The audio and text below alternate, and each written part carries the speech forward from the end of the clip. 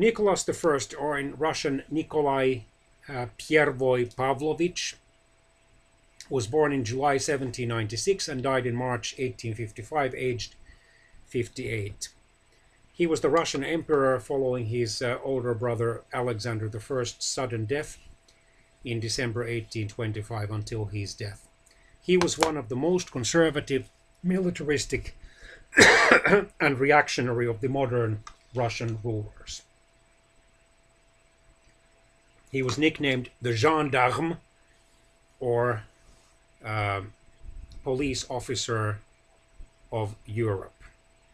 He was especially disturbed by the so-called Crazy Year of Europe in 1848, which saw several revolts and a few successful revolutions, such as that of France in 1848. And even one conservative Russian historian claimed that during the last years of his rule, this is a quotation from a history of Russia written by the Russian-American historian Nicholas A. Ryasanovsky, that during Nicholas I's final years on Russia had descended the quiet of a graveyard, rotting and stinking morally and outwardly. He imposed a strict police control over much of Russia. However, he did leave one region of Russia alone, Finland. He in fact reportedly said to his officials or assistants, "Leave Finland alone, it's the only part of my empire that has never caused me any problems."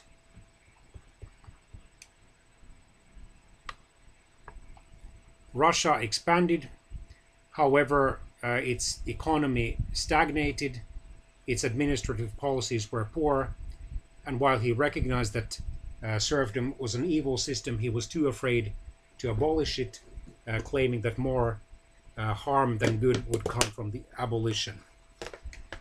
And humiliatingly, Russia was defeated by a coalition of Britain, France, and the Ottoman Empire in the Crimean War of 1853 to 1856.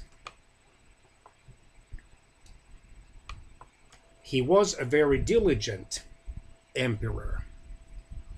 He was a very dedicated and dutiful one. He saw himself as a soldier. He was outwardly a handsome man, but highly nervous and aggressive. Trained as an engineer, he was a stickler for a minute detail. He instituted the so-called official nationality ideology based on Russian nationalism, the Russian Orthodox Church, and the Russian emperor's autocracy or officially unlimited power. His aggressive foreign policy involved many expensive wars that had a disastrous effect on the empire's finances.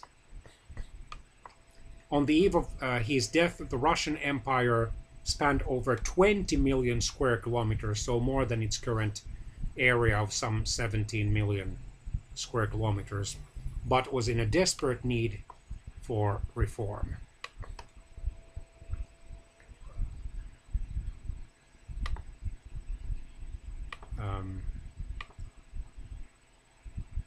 There was a conflict between the Westernizers, who believed that Russia remained backward and primitive and could progress only through more Europeanization.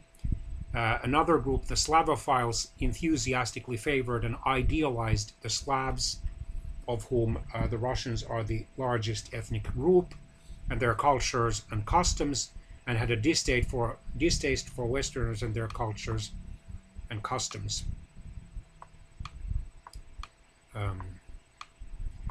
The higher education did expand, but only for the upper classes. In August 1827, the emperor introduced the Edict of Military Conscription, which required Jewish boys to serve in the Russian army for 25 years, starting from the age of 18. Some of the Jews that served in the Russian military eventually converted to Christianity. Between 1827 and 1854, an estimated 70,000 Jewish boys and young men were conscripted. Under Nicholas I, there were attempts to reform the Jews' education in an attempt to Russify them. Russia's population was about 60 to 70 million during his rule.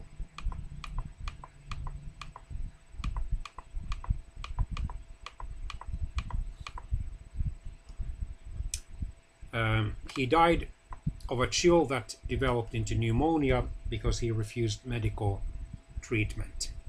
There were rumors, however, that he had committed suicide.